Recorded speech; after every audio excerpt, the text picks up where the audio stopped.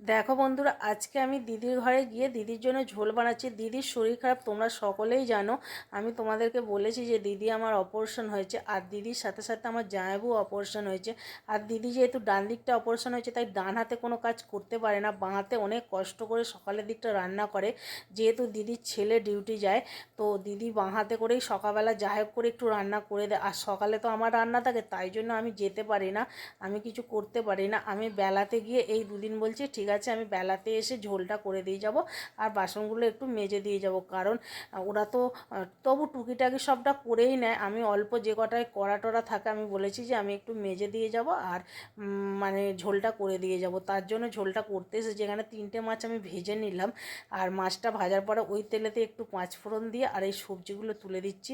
আর এখানে দেখো সবজির মধ্যে দেখো কাঁচকলা, পেঁপে, কচু আর আলু দিয়ে ঝোলটা হচ্ছে। ঝিঙে শেষ হয়ে গেছে বলে আজকে ঝিঙেটা দেওয়া হয়নি। আর এর মধ্যে এবার কুলেখাড়া আমি একটু কেটে রেখেছিলাম, দিয়ে দিলাম। তো কুলেখাড়াটা দিয়ে একটু ভালো করে একটু ভেজে নিচ্ছি।